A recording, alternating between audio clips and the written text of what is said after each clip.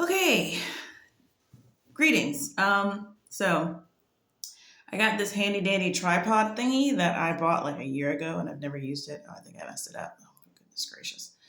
So anyway, we're gonna test it out and see if it works.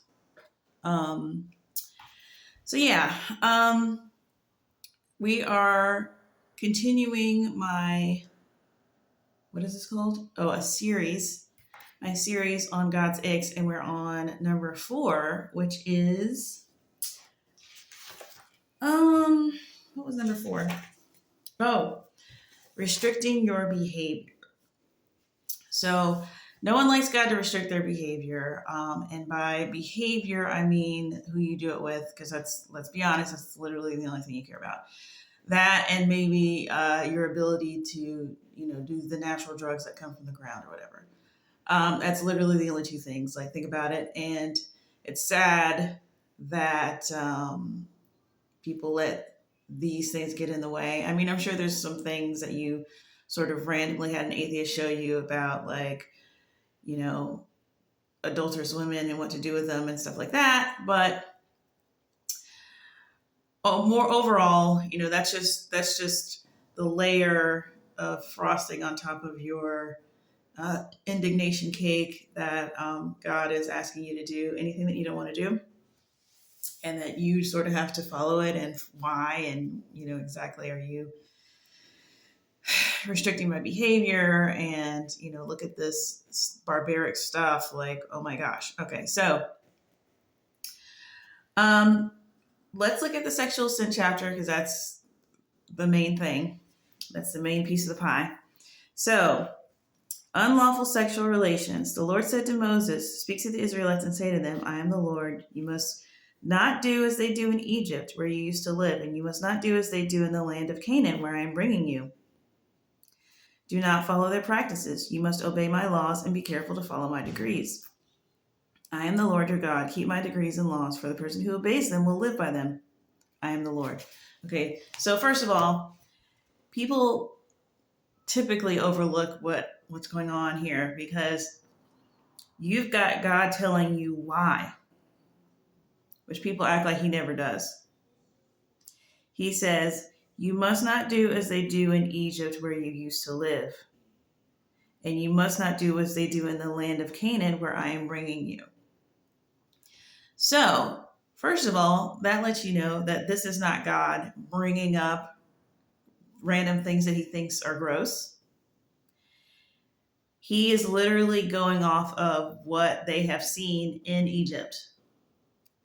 So, no close relatives, no in-laws, no step people, parents or siblings, no grandchildren, grandfathers, no close relatives of any kind. I'm just going down the list here because we don't need to get super specific. Because all of those were on there. We're like, okay, yeah, I can do that. Yeah. Okay. No in-laws. Okay. And then, let's see. We're still on brother's wife, sister's wife. So let me tell you, like, 1, 2, 3, 4, 5, 6, 7. I mean, 10 of these were still on just regular, like, nothing perverse in the sense of animals or stuff like that, which I think is where he finally goes to. But he's spending like 60% of the time on just close relatives. And then, do not approach a woman to have sexual relations during the uncleanness of her monthly period. Do not have sexual relations with your neighbor's wife. Do not give any children to be sacrificed to Molech. That's abortion, basically. Do not have sexual relations with a man as one does with a woman, so that's homosexuality. Do not have sexual relations with an animal. And then at the end, I think it comes up to like 17 different things. Then he says, do not defile yourselves in any of these ways. Why? Because, listen, This is how the nations that I'm going to drive out before you became defiled. And they became defiled when they did this. Listen, even the land was defiled. So I punished it for its sin, and the land vomited out its inhabitants. So he doesn't go too deep on that, probably just because no one asked. But literally doing these things will defile the land, is what he's telling you. You don't have to understand it to know that that's deep. There's some deep things going on. So he already told you once how to keep it. Man, woman, just two in a relationship. Then folks started not doing that, started doing other stuff. He's like, hey, y'all stop, because you're defiling yourselves and the land is going to vomit you out. So you don't have to understand that to know that God has the deep knowledge on how this whole place works and how it's connected, and the fact that our sin can cause the land to be defiled and vomit. Ask him more about that, but the point is, like, what we do matters. And so you can say, well, who is it hurting, and what is it? You can do all that, but the point is, like, God made this whole thing. You wouldn't be able to do anything if he hadn't made it. And so please do it within the parameters that he set, which seemed restrictive, but that's only because you've got some weird thing in your heart, because he didn't create you to do that. And not only are you out of whack with yourself, you defile yourself, you'll even defile the land. And I don't think, oh, well, this is Old Testament, doesn't matter anymore. No, I think it still matters.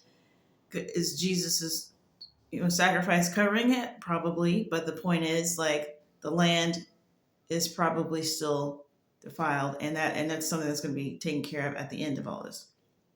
So the fact that God is willing to give you explanations, and y'all act like you don't have any, and you're just asking like a ton of rhetorical questions so that you can talk yourself out of being obedient. If you genuinely want answers, he will genuinely give an answer. So you don't have to be in the dark. You choose to be in the dark and choose to pretend like this stuff is just some puzzle that's there to control people. It's like, what does that even mean? What does it even mean? Has anyone figured out how having self-control is a trick? Has anyone figured out how religions keep people what? Cohesive? Like, that is the biggest load of bull. And I mean, I guess I understand if you're 20 years old and you just got to college and that's what they're telling you. But even when I was in college, I was like, that doesn't make sense. Everyone knows that lawless people are the most controllable people. And people who are a slave to their own vices are clearly the most controllable people. All you got to do is say, hey, I got some more of your vice over here. It's cheap. Come get it. And they'll come running to that. You can lead them by the nose with that.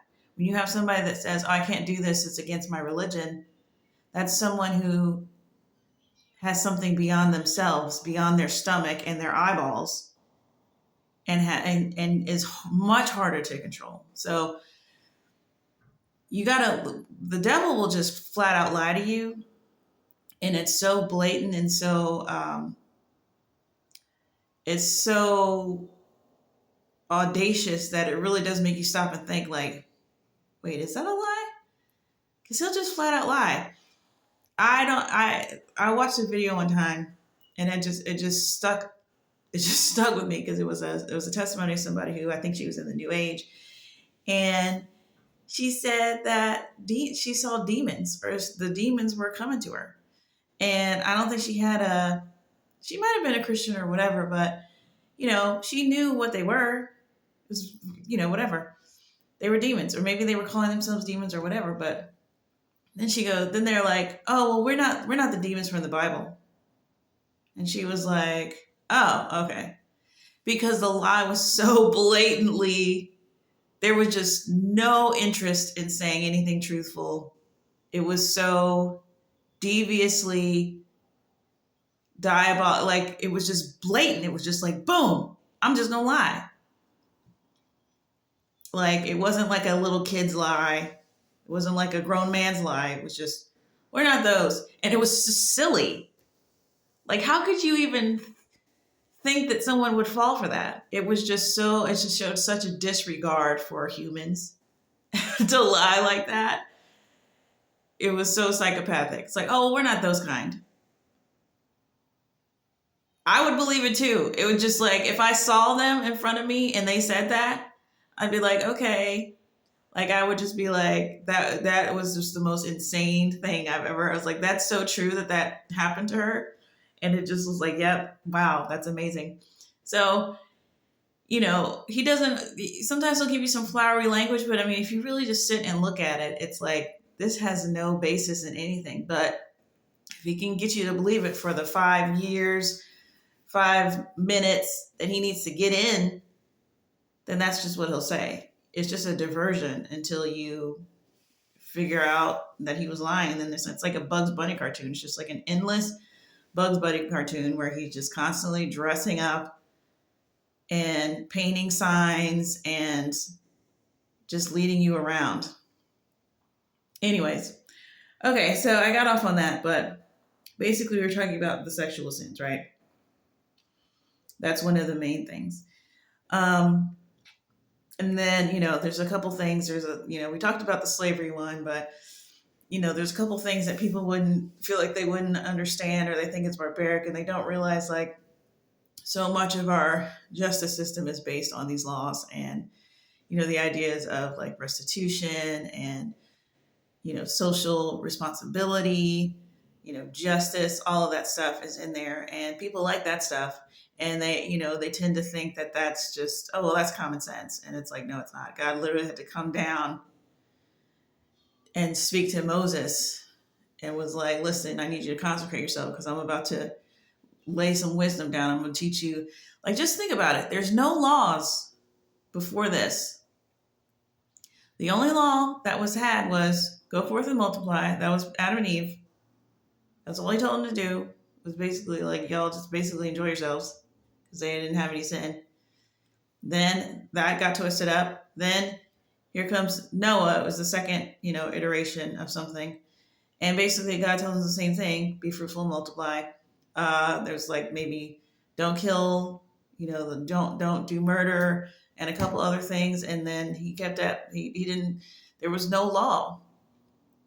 So men were just doing whatever. So here's this, the 10 Commandments, again, bringing all of human behavior down to 10 things to keep in line, and you'll keep your whole situation in line, which is amazing. It's amazing when you're just out in a wilderness and you just, it's like this person killed my so-and-so, so now I'm going to kill him. And then he killed, then the people that were after him killed me. And then and you're just out doing anything. And you're worshiping whoever will listen or whoever says that, I did this and it worked. Anyway, so he brings this law down, giving it to the people that are going to be his people, that are going to keep this law and not defile it, not add to it, not take away from it. And then also, this was a covenant. They had to agree that they were going to do this, right? And let me show you where that is. So that what I just read you was Leviticus. Let's go back to Exodus, okay? So then he gives them, the 10 Commandments and whatnot, Sabbath laws, festivals, the rundown. And then the people, he has Moses go and, he's going to talk to him on the mountain and no one else can come. And Moses is going to write everything down, basically, probably the first 5 books, but, that's another video. And it says, when Moses went and told the people all the Lord's words and laws, they responded with one voice. That means there was no disagreement between them, among them. They said, everything the Lord has said, we will do. So God laid it out to them, what they were supposed to do. And it's basically like, listen, here's the new stuff you're going to do. Here's the old stuff from your previous place that you're not going to do anymore. And he promised them, he said, if you do these things, I'm going to bless you. Anyone who blesses you will be blessed. Anyone who curses you will be cursed. Your enemies will fall at your feet. Like, basically giving them a guarantee that, like, you are going to go and be successful if you do this stuff. Which, it's funny because we think of those types of deals as like a flim flam type of thing. Like, if you do this, all your dreams will come true, which is basically kind of what he's saying. He's saying, like, as a people, and it's elaborate. He lays it out for a long time. He's like, if you follow me, if you do what I say, all your dreams will come true. If you don't do what I say, all your nightmares will come true. Which is really like a weird deal. It's like, take the deal. Why do we have so many people who don't want the deal? They're like, well, because people want to be in charge. And yes, it does sound a little bit like, yeah, right. But to be fair, God proved himself they were slaves for 400 years. That's all anybody had ever remembered. The oldest person, that's what they remembered, was slavery. And the youngest person came into the world and it was slavery. Now they are suddenly free. They're seeing miracles. They're seeing all types of stuff. So it's not like God just like was selling them some oil in the back of a van. He's like, okay, so now you serve me, it'll be great. Don't serve me, it'll be bad. Now, could they have said, we're good on that? Probably. And they would have just been some other group of people. I don't know. He threatened to start over with Moses once before, so I'm sure he could have done something like that if they all said no. And they'd have been a footnote in the whole thing. But they agreed to it. They said, everything the Lord has said we will do. And then Moses then wrote down everything the Lord had said. So they agreed to it. Well, guess what happened? Guess what happened like literally 40 days later? Let me tell you what happened. So when the people saw that Moses was so long in coming down from the mountain, they gathered around Aaron and said, come, make us gods who will go before us. As for this fellow Moses, who brought us up out of Egypt, we don't know what has happened to him. Then Aaron said, guys, chill out. Just wait a little bit longer. No. He said, take off the gold earrings that your wives, your sons, and your daughters are wearing and bring them to me. And you know, it just literally just occurred to me that God just said that. He was like, guess what? And that stuff that was in their ears, that was the stuff that the Egyptians gave to them as they were leaving. So all that gold that they had that was in their ears that they was about to make a golden calf out of, God was like, and all that gold they got was from when the Egyptians, after the Passover happened, or is that what it was called when that happened? Was it called the Passover? After that happened, and all the firstborn died, it was the final plague, and they were like, fine, leave, get out of here. And they plundered everybody of gold. That's where that came from.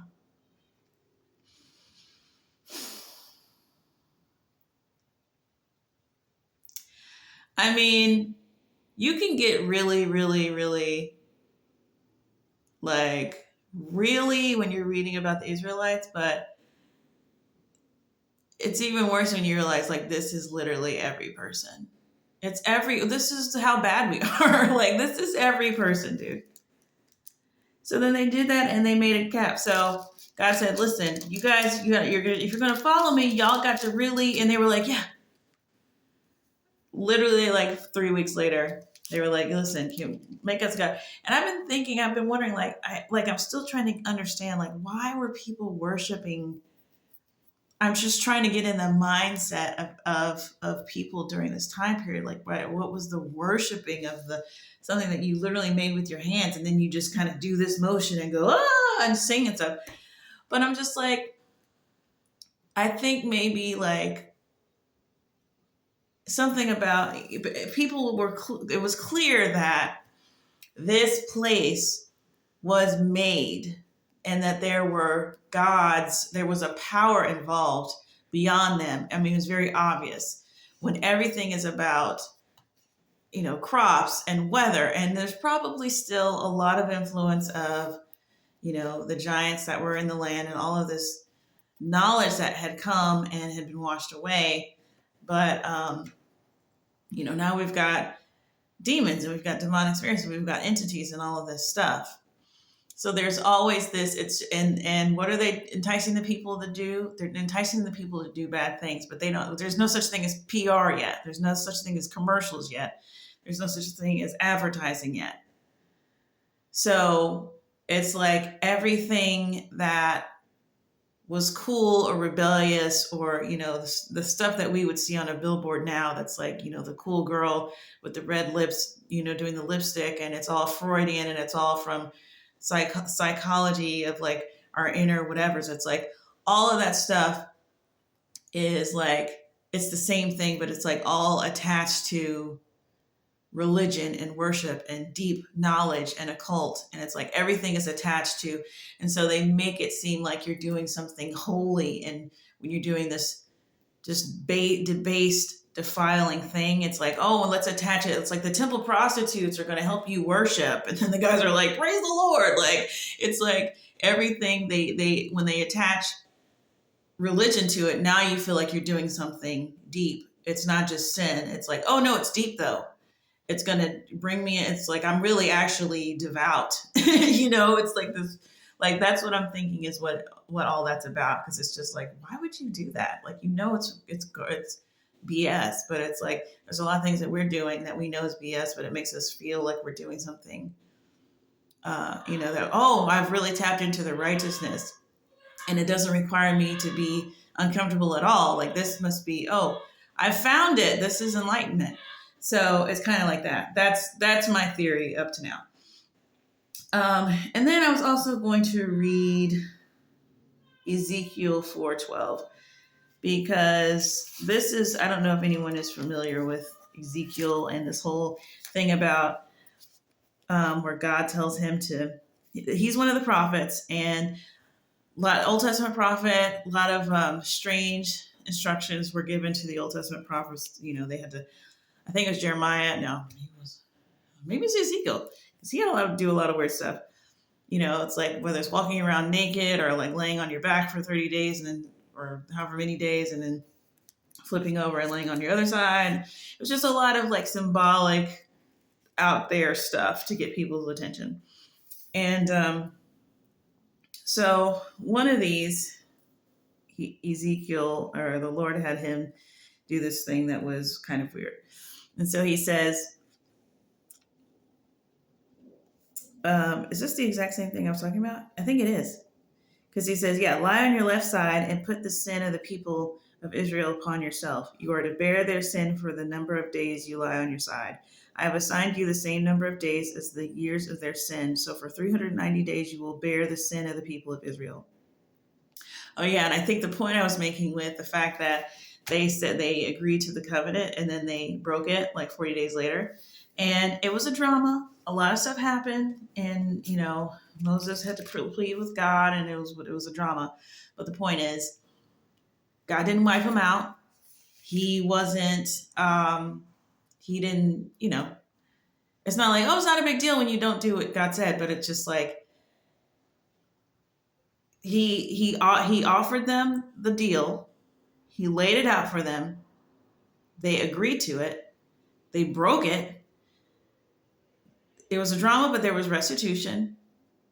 And they continued to do that for decades that became centuries, that became hundreds of years. Where, I mean, when you start the book of Judges, it literally starts with, and then one day the folks forgot literally everything and then just started doing their own thing. And that's all of Judges. Like, they went back on the covenant so many times. So this thing that you have in your mind that God is going to zap you, even in the time that we would consider the time when God zaps people, he wasn't zapping. Nobody got zapped. What happened was the part of the covenant that they told him, he's like, listen, if you don't follow me, and it's not a threatening thing. Like, if you leave me, I'll kill you. It's like, listen, I'm literally giving you like what will help you successfully and protect you from evil things that are in the whatever. I'm going to tell you how to do that. If you don't follow it, then my spirit can't stay because I'm holy. You will be exposed to all types of calamity. And so they exposed themselves to a calamity multiple times. They got tangled up with gods. They made God like feel gross and had to leave. They would worship the other gods. There's one part that's like where God's like, they cry out to God and he's like, go ask one of the other gods to help you. Go ask your wooden god to help you. It's hilarious. He's just in his feelings. Like, if y'all don't think God has feelings, you guys are not understanding. And you need to understand. You just need to understand what he cares about and what he feels a way about. It's not that he does not have feelings. It's just that the things that move God are not, it's not like he can't be emotive. And a lot of times it's the same things that make us emotive, the same thing that makes us, protective and stuff. It's like, that's why there's all this imagery of him being a husband and Israel being caught in adultery or whatever, and him just constantly, it's like, how would you feel? And we know exactly what it is because the way that he created us, the way that he created family is the way that he is as well. And so we should be able to understand him fully. Like, there's just really no reason to be confused. Like, don't feel incompetent to understand God. It's like, if it's here, it's there. I mean, that's kind of a general rule of thumb. Like, if you can see it here, it exists already up there. And if you can feel it here, he feels it because he made you. So you're patterned after him.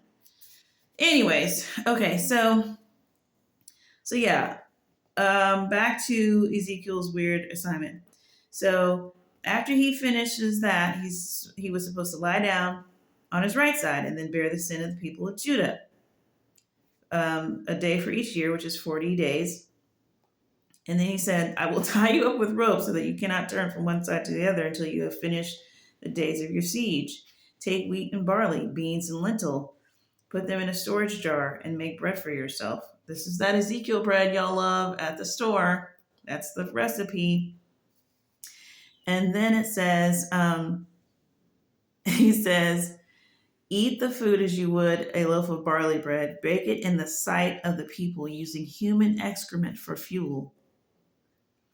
The Lord says, in this way, the people of Israel will eat defiled food among the nations where I will drive them. So God wants him to take a dump in the fire and light that and use that for fuel. And Ezekiel says, not so, sovereign Lord. I have never defiled myself. From my youth until now, I have never eaten anything found dead or torn by wild animals. No impure meat has ever entered my mouth. So God told him, like, use turds as fuel. And he's like, no, I've never. Why does he tell God no? Because according to God's own law, he's like, the law and the importance of the law has been ingrained in him since he was a child. So he's just like, I can't do that. That's, whatever. And so then God goes, what does he say? He says, very well, I will let you bake your bread over cow dung instead of human excrement. So he changed it. It was like initially that was like, listen, I'm gonna make a statement. This is what you're gonna do. You're gonna you could get on this on human excrement, and Ezekiel's like, Lord, and God's like, okay, fine, you can use cow dung, but the point is, it's just like he changed it. I remember reading that as a teenager, and I just thought that was so funny. And like, I had never seen that before. I had never seen God concede to something. And I don't know if it was just because, it was his own law that he was worried about, whatever. I don't think if it was like his own personal gripe, I don't know if it would have been the same. But the fact that God just kind of was like, okay, well, I'll change it for that. So if God asks you to do something that's just over the top, it seems like there's some room for debate there. Like, so people just act like, and then it's like, okay, well, when you're on drugs, is there a debate? Can you debate whether you're going to get up and go and get more? No, you just got to get up and get more. You do whatever that thing tells you to do without any question. Hold on a minute now, drugs. I would like to poop right now. It's like, no, you're not pooping for 3 weeks. Well, I'm just going to get out of here. I've had enough of this. No, that never happens. So it's just like, give other things in life the same grief you want to give God about stuff. And then, when he gives you an explanation, that's like amazing. If you say, well, why? And he says, because. When God says because, that is like, you're about to get the knowledge of the world. When you ask God why, and he says because, he's about to tell you something that no one knows. That is amazing. And there's a lot of becauses in here. He has no problem giving out the explanations. And it's like, it's so, to me, that's so, that's God coming down to your level. That's so gracious. There's mafia bosses and gang members and stuff. You ask them why. You can't ask your daddy why. You can't even ask your daddy why. What's he going to tell you? Say it with me. Because I said. You know why? Because as an adult, now I'm a parent. I don't do that. I tell my kids exactly why, which is probably why they're whatever. But as an adult, you got this little voice going, why? It's like, get in the car. Why? I'm in charge. Didn't you want to go to the park? Well, we're going. You have to get in the car. So I understand you get worn out by these little wills that want to understand why. It's cute a little bit, but it's like, I can't even explain to you. You couldn't even understand what I would have to tell you to give you the answer that you're asking me for. It's like, well, why do we have to go? It's like, dude, you don't understand taxes. You don't understand, don't ask me why. Just do what I'm telling you to do. So I understand, I can understand why God could go through his entire job without ever telling us why. So when he actually gives us an explanation, that is so generous. That is so generous, which I've always thought, but especially now being a parent, it's like, dude, that's him getting down on the ground and looking you straight in your eye. And the way that people just get caught up, they don't like that answer either. It's like, oh my gosh. That's like having the president stop and answer your one little question.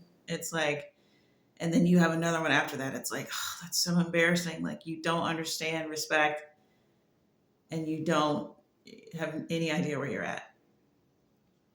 So, anyway, I don't know if this is even gonna be, you know, I feel like it's a little bit preaching to the choir. I feel like the people who are already plenty comfortable with God's sovereignty don't need this video, and the people that do need this video are not. It's not going to be enough of an explanation. But I'm going to keep on going through. We got one last ick to go, then I'll be done with this series. But I think the last one was God as judge. You know, the judging aspect of God. So yeah, thanks for hanging out, and I will see y'all next time. Bye.